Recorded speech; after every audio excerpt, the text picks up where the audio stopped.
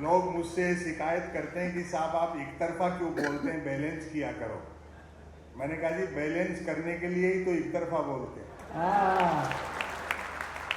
जब सब एक दिशा में बह रहे हैं, मैं आभारी हूँ युग कवि डॉक्टर कुमार विश्वास का। कवि सम्मेलन में कई बार ऐसी स्थितियाँ आती हैं जब टोका टाकी हो तो वो हर बार मेरे समर्थन में खड़े हैं।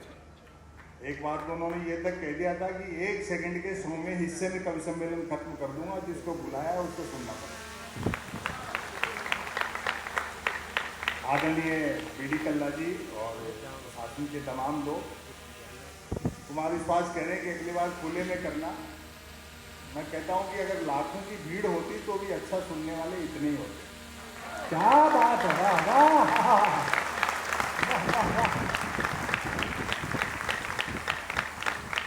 देखो कैसे कुछ लोग तो खड़े हैं, सपरिवार आए हैं, परिवार खड़े हैं। और शादीशुदा हो तो पत्नी को साथ रखा करो, वरना मन की बात भी रेडियो से करते फिरो।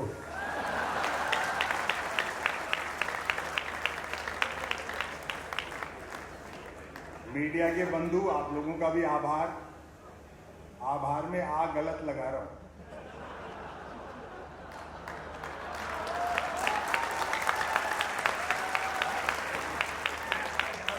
अभी बाहर मेरा इंटरव्यू ले रहे थे तो उन्होंने ऐसे पूछ लिया, साहब राहुल गांधी जी की लोकसभा सदस्यता खत्म कर दी गई, आपकी क्या प्रतिक्रिया है? मैंने कहा भैया चाबी की आलोचना करो तो खिलौना नाराज हो जाता है। ऐसी स्थितियां आती हैं, ये सब चीजें सत्ता है। ऐसे तब करके बीज जब मिट्टी में मिल जाए वृक्ष तब उगता है हे मित्र, कलम से शाही गिरती जाए पत्र पर उठता जाता चित्र। तो बिना त्याग के कुछ मिलता नहीं। माखनलाल चतुर्वेदी की कर्मवीर कविता का ये अंश है। मीडिया के लोग यहाँ हैं, बात यहीं से शुरू करें। एक लघु कथा मैं सुनाता हूं, समय की अपनी सीमाएं और लोगों को भी आपको सुनिए। Breaking news. हालांकि गलती इनकी नहीं, क्षेत्रीय जो मीडिया है वो आज भी ईमानदारी से काम करता है, क्योंकि ये आप लोगों के सुख दुख में सीधे जुड़े रहते हैं। जैसा डॉक्टर कुमार विश्वास ने बताया, वो जिन्हें राज्यसभाओं की मेंबरी चाहिए वो सब करते हैं, ये तो अपना पूरा काम ईमानदारी से करते हैं। और मीडिया का ये हाल अभी नहीं रहा, पहले भी रहा होगा। इसीलिए हरिशंकर परसाई जी ने बड़ी जोरदार बात कही है गैर जिम्मेदार मीडिया को लेकर के, कि केंचुए ने हजारों साल की तपस्या के बाद में ये उपलब्धि हासिल की कि उसके रीढ़ नहीं होती। Breaking news. आत्मनिर्भर नामक राज्य में डिजिटल क्रांति भले ही होने को थी, पर न्यूज क्रांति हो चुकी थी। न्यूज चैनल खबरें तलाशते नहीं गढ़ते थे और देते नहीं फैलाते थे। ब्रेकिंग न्यूज की तो मारामारी रहती थी। अब कथा यहां से शुरू होती है। एक दिन ज्यों ही राजा नहाकर स्नान घर से निकला, त्यों ही एक न्यूज चैनल ने ब्रेकिंग न्यूज दागी, राजा नहाया। दूसरे न्यूज चैनल ने खुशी जाहिर की, राजा आज भी नहाया। तीसरे न्यूज चैनल ने अटकलें लगाई, राजा क्यों नहाया।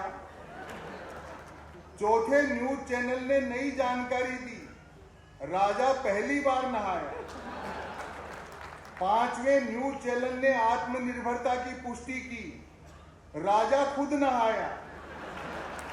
और इस बार आपकी तालियां उठेंगी, छठे न्यूज चैनल ने रहस्योद्घाटन किया, राजा पानी से नहाया।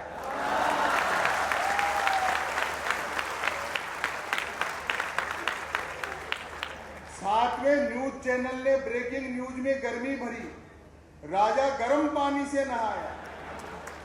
आठवें न्यूज चैनल ने स्थिति और साफ की, राजा साफ पानी से नहाया।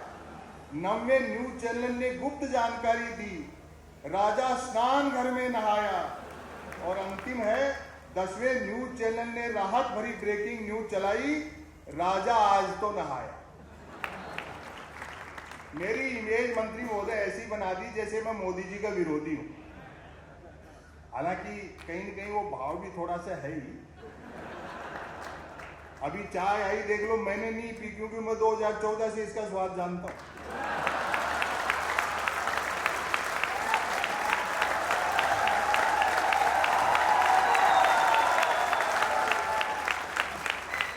मैं तो अगर सच में भी ये कह दूं, सच में, कि 2019 में मोदी जी विकास के दम पर दोबारा जीते हैं, तो भक्त लोग जूता निकालते हैं कि शर्म नहीं आती प्रधानमंत्री के बारे में झूठ फैलाते हुए। लेकिन मैं क्या सहज रहता हूं, अन्यथा नहीं लेता उस बात को। 19 में जैसे बढ़त मिलने लगी तो एक गुजरात से फोन आया मेरे पास, बोले और सुनाओ क्या हाल चाल है। मतलब इतनी आलोचना कर रहे हो फिर भी जीत रहे। मैंने कहा हालचाल ठीक है और सुनाने का पैसा लेते। बोले फिर जीत रहे मोदी जी। मैं कहा अच्छा, हमको भी नया नहीं लिखना पड़ेगा। तो सहज रहो, होमवर्क मत लो। एक इनकम टैक्स की अधिकारी ने मुझे एक दिन ऐसे मजाक में कहा फोन करके, बोले वो सरकार पर इतना तीखा लिखते हो, किसी दिन छापा वापा वाले भिजवा देंगे। मैंने कहा साहब, हिंदी लेखक के घर में लाइब्रेरी में गबन के नाम पर प्रेमचंद के गबन उपन्यास के अलावा क्या मिलेगा। और अगली जो बात मैंने कही, मैं कहा फिर भी जबरदस्ती ऊपर के दबाव में फंसाओगे तो हम भी बीजेपी ज्वाइन कर लेंगे।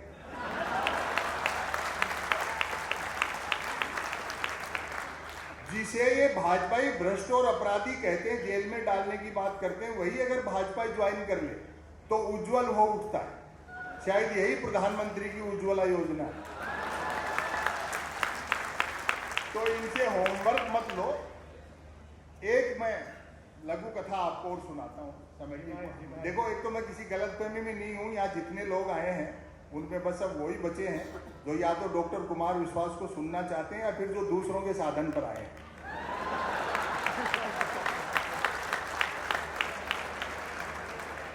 तो मैं थोड़े समय में अपनी बात कर लूँ और तमाम बुजुर्गों को सुनवा दिया। पहले तो दुर्गादान जी को भी सुन लो, इनकी भी उम्र ज्यादा है।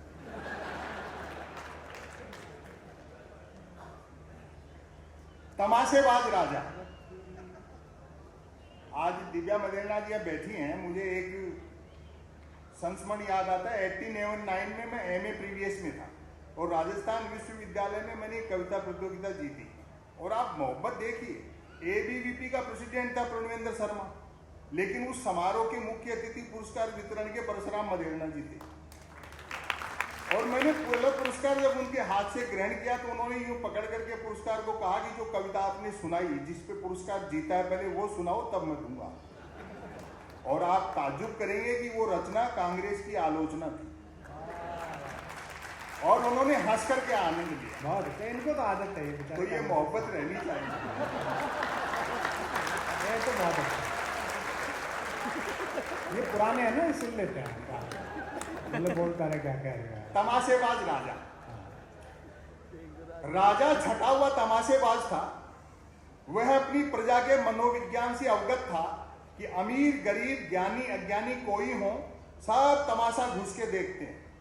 उसे पता था कि तमाशेबाजी से एक बार प्रजा के सम्मोहित होते ही राजा प्रजा में सदा के लिए ऐसी ट्यूनिंग बन जाती है कि राजा सिर पीटने की बात भी कहे तो प्रजा तालियां पीटने लगती। राजा ने सुशासन के लिए तमाशाई शैली अपनाई। प्रजा ने साफ पानी के लिए आवाज उठाई। राजा ने बहती नदी पर हवाई जहाज तैरा दिया। खाली हाथों ने काम मांगा। राजा अपने हाथ पीछे बांध रस्सी से लटकी जलेबियां खाने को उछलने लगा। बस्ती में आग लग गई। राजा ने आग लगे गोल चक्कर में से आर पार कूदना शुरू कर दिया। प्रजा ने मुद्रास्फीति और मुद्रा अवमूल्यन की ओर ध्यान देने को कहा। राजा गुफा में ध्यान की मुद्रा बनाकर बैठ गया।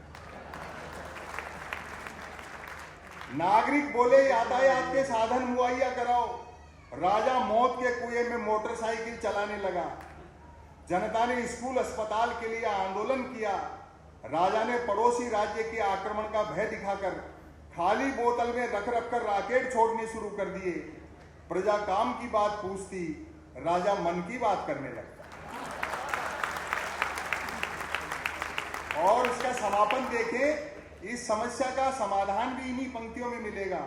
जो हो, तमाम तमाशेबाजी के बावजूद राजा को यह एहसास जरूर था कि तमाशेबाजी की अपनी खूबी है तो खामी भी है। खूबी यह कि तमाशा दिखाने से प्रजा मूल मुद्दा भूल जाती है और खामी यह है कि हर बार नया दिखाना पड़ता है। ये गुजरात विकास का गुजरात मॉडल क्या है? अक्टूबर में मैं दवा की दुकान पे गया, तबीयत खराब नहीं थी, दरअसल एक्सपायरी डेट की दवाइयों पे डिस्काउंट चल रहा था। वहां जाकर के पता लगा कि आज धनतेरस है। गुजरात मॉडल बता रहा हूं मैं आपको। दुकानदार मेरा मित्र था, सेंस ऑफ ह्यूमर अच्छा था, बोले आज भी बीमार पड़ गए क्या? तो मैंने बात संभाली, मैंने कहा नहीं, दो कारण से आया हूं।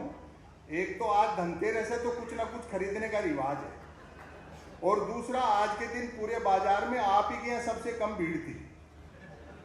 तो वो भी मजाक में उतर के बोले ठीक करे, और दूसरे दुकानदारों की बिक्री देख करके हम भी सोच रहे थे कि एक दिन के लिए दवा की दुकान के आगे थोड़े से बर्तन लगा लेते तो हम भी 2 पैसे ठीक से कमा लेते। वो 10 दुकान छोड़ करके अडानी मेडिकल वाले हैं गौतम भाई, वो तो दीपावली पे पटाखे बेचते हैं। मैंने कहा गौतम भाई के पास पटाखे बेचने का लाइसेंस है क्या? बोलो लाइसेंस ही पटाखे बेचने का है, बिना लाइसेंस के तो वो दवाइयां बेच रहे हैं।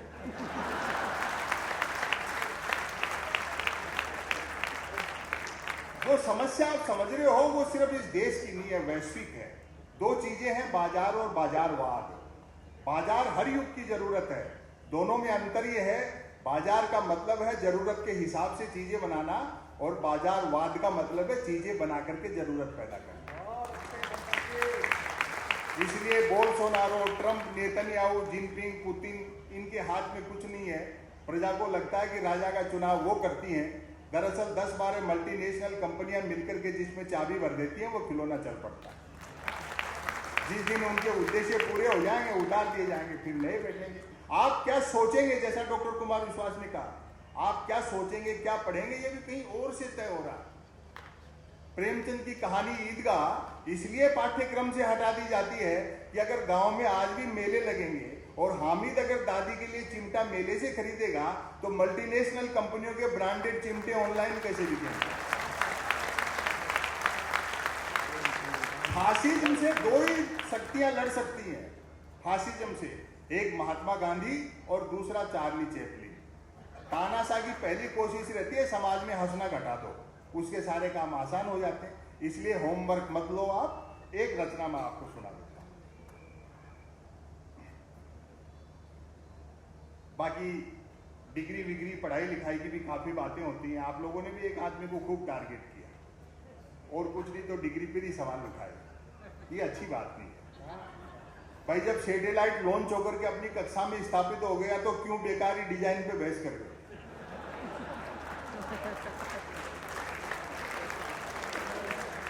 और वैसे भी डिग्री से अनुभव बड़ा होता है। मैं ऐसे कई को जानता हूं जिन्होंने एजुकेशन लोन लेकर आईआईटी की थी, फिर उस लोन को चुकाने के लिए उनको आईटीआई करनी पड़ी। हालांकि बाद में पार्टी के 2 बड़े नेताओं ने बाकायदा प्रेस कॉन्फ्रेंस करके प्रधानमंत्री की डिग्रियां दिखाई, तब जाकर इन विरोधियों के मुंह बंद हुए कि हमारा कर रखा, बल्कि बीए भी कर रखा। और अभी पास में बैठे दुर्गादान सिंह जी पूछ रहे थे, बोले क्यों संपत जी, जब प्राइम मिनिस्टर इतने पढ़े लिखे हैं तो मैट्रिक भी करी रखी होगी। इसलिए समस्या की जड़ कहाँ है वो आप समझो। एक रचना सुना देता हूं, फिर बाकी पढ़ना। रचना का शीर्षक है, बहुत लोग YouTube वगैरह पे सुनते हैं लेकिन आमने सामने का मजा अलग है, सुनिए। बहुत अच्छी कविता सुनाई तिरंगे की जगदीश जी भाई साहब ने। राष्ट्रवाद और देशभक्ति में अंतर है। देशभक्ति भीतर से पैदा होती है, राष्ट्रवाद ऊपर से थोपा जाता है। तो इस चीज को समझ जाना चाहिए, दोनों में क्या अंतर है। मन की बात, कोई कुछ भी बात करे, बात कुल 2 ही प्रकार की होती है। आज कई मुद्दे की बात नहीं होती। वैश्विक समस्या जैसी मैंने बताई, या बेरोजगारी है, महंगाई है, तमाम है, निठल्लापन है, कितना क्राइम बढ़ गया। मतलब उस श्रीलंका तक की हालत खराब है जो पूरी सोने की थी, हम तो सिर्फ चिड़िया थे।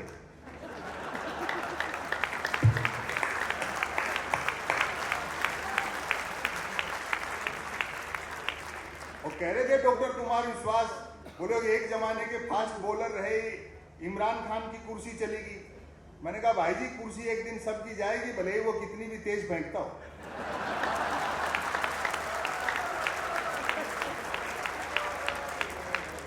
सबका हिसाब लेगा। मन की बात,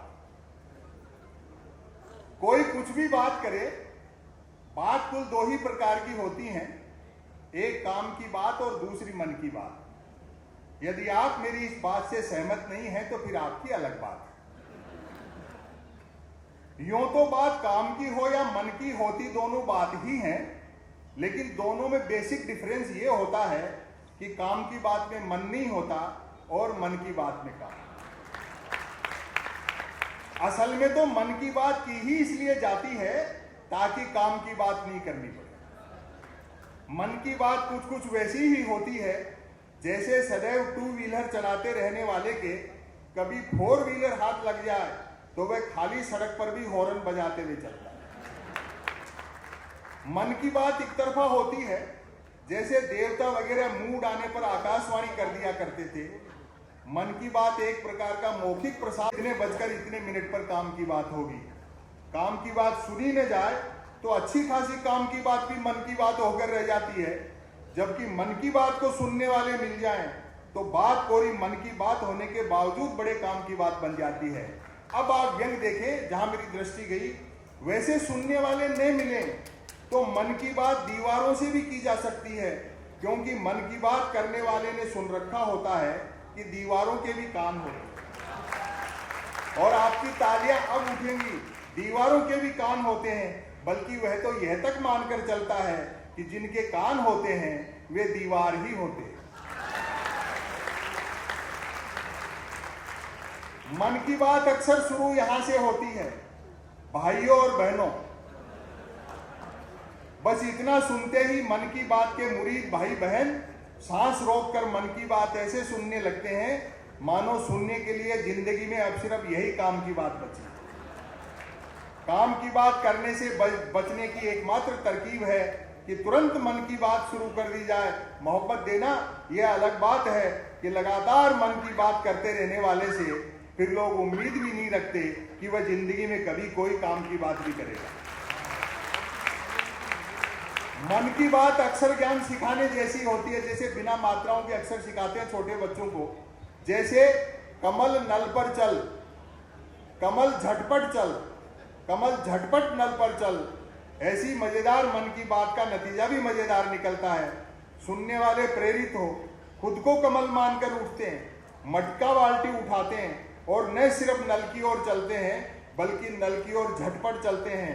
समर्थन करना, वहां पहुंचकर माथा पीटते हैं कि हाय, नल से तो पानी नहीं हवा निकल रही है, अर्थात नल तो कमबख्त खुद मन की बात कर रहा है।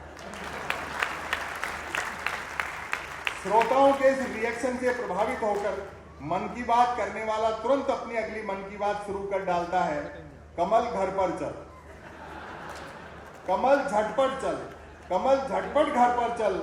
मन की बात करने वाला अनजाने में भी काम की बात नहीं करता, वह जानता है कि काम की बात करने से सब काम में लग जाएंगे, तो फिर मन की बात कौन सुने। अतः अंत में मैं फिर दोहराना चाहूंगा कि कोई कुछ भी बात करे, बात कुल दो ही प्रकार की होती हैं, एक काम की बात और दूसरी मन की बात। यदि आप मेरी इस बात से सहमत नहीं हैं तो फिर आपकी अलग बात। अच्छा है, बहुत अच्छा।